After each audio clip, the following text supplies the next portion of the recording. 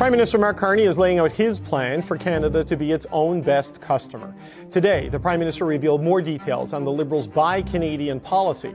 Sandy, experts say this was more of a big picture budget with not too many takeaways that would impact Canadians tomorrow or in their daily life in the short term. They're worried about how they're going to pay for their grocery bills. They're worried about how they're going to afford tuition. They're worried if they don't have a doctor. And this budget doesn't do anything for them. The lights hum softly as the room settles. Cameras blink red, signaling that they're rolling. A pause, a breath, and a warm grin. Let's retake it from the top, he says. It's a real pleasure to be here with David Miles, who I'm hoping will sing us out later, Wayne Long, our Secretary of State for Finance, and Dominic LeBlanc, who wears more hats than I can count, including Minister of Intergovernmental Affairs. Dominic is not just a colleague, but a friend, a man who has carried the weight of negotiations and still finds time to smile.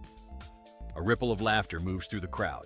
The tension melts. Behind him, the Maple Leaf Homes logo glows softly, like a promise. He gestures toward the workers standing proudly in their bright safety vests. I also want to thank Chris, Erica, and Bill for welcoming us today. Not just for the hospitality, but for the story you've built right here, brick by brick, over more than 3 decades. He pauses, scanning the faces in front of him.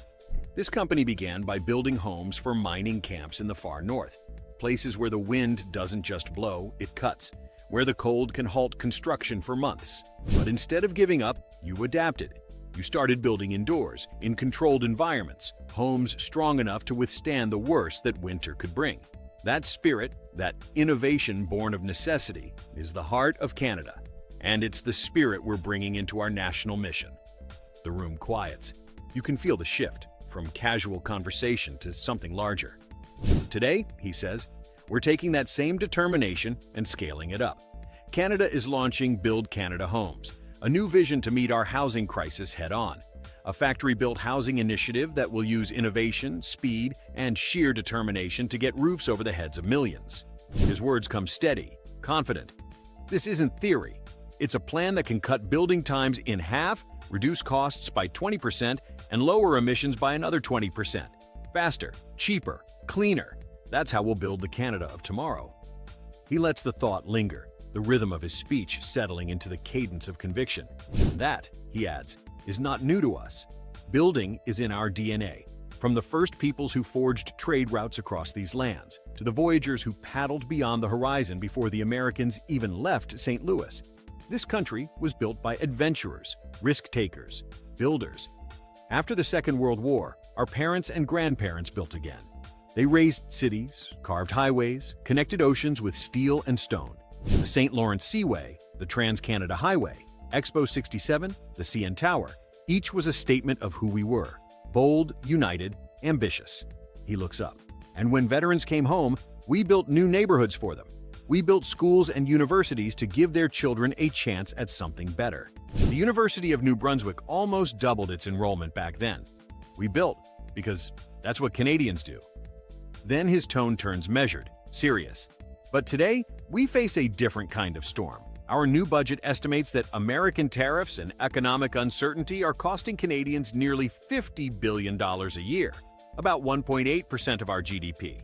That's $1,300 gone from every Canadian's pocket. This isn't a slow leak. It's a rupture, a sudden tear in the fabric of our economy. And when something breaks like that, you don't patch it with yesterday's tools. You rebuild. He leans forward. That's exactly what we're doing. Our new strategy is designed for a new era. The federal budget we released last week commits to over $1 trillion in investment over the next 5 years. That's not political theater. That's a real, measurable transformation. Those investments alone will grow Canada's GDP by over 3.5%, roughly $3,500 for every Canadian worker. That's more than double what we've lost to U.S. tariffs. We are taking back what's ours, and we're doing it by building here, at home. The energy in the room shifts. People nod, whisper, and clap softly. We're going to create good union jobs. We're going to build sustainably.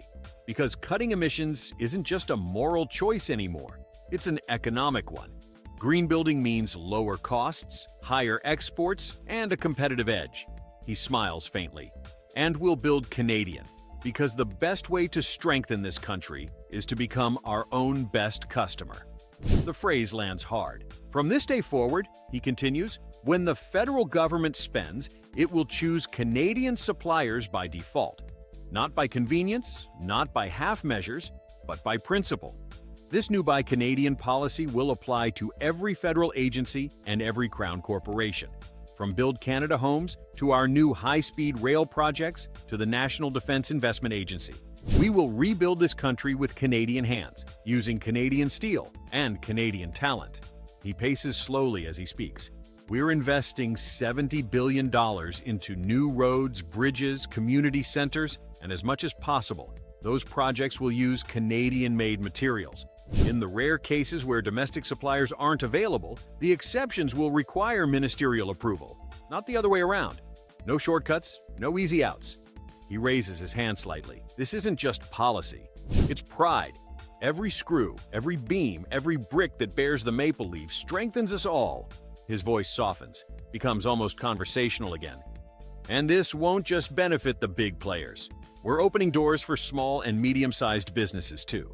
A new procurement program will give them the guidance and support they need to compete for federal contracts. We want every builder, manufacturer, and innovator in this country to feel that opportunity. That's how we grow, by giving everyone a fair shot. He pauses again, voice rising with conviction. We choose the second path. We choose to invest. We choose to believe. We chose Canada. The applause that follows isn't polite this time. It's thunderous. It fills the room like a wave. But he doesn't bask in it. He steadies himself and nods as the questions begin. A reporter's voice cuts through. How do you ensure that this Buy Canadian policy doesn't violate international trade agreements? He smiles, unflustered. We've done our homework. Every move we're making fits within our existing trade obligations. Many of the limits we face are self-imposed. So we're adjusting the framework of the Canadian International Trade Tribunal to give us the flexibility to prioritize Canada without breaking our commitments. Another voice follows quickly. Won't buying Canadian-made construction and manufacturing make it more expensive? He shakes his head. No, not when you plan long-term. We're not just building for this year, we're building for the next 50. That kind of stability gives businesses confidence to expand, hire, and innovate. We'll train more workers through apprenticeship programs, working with unions and universities to make sure Canadians are ready for the demand that's coming. He looks around the room, not at the officials, but at the builders, the apprentices, the welders, the young faces listening in silence. That's what this is really about, he says softly. It's about opportunity. For every young person wondering where they fit in, for every skilled tradesperson looking for steady work, for every Canadian who still believes we can build something great. The room is quiet again now, just the hum of the lights, the faint creak of chairs. He steps away from the podium, looks toward the workers behind him, and finishes. We have the talent, we have the resources, we have the will. All we need now is to begin. We've always been builders. Let's start building again.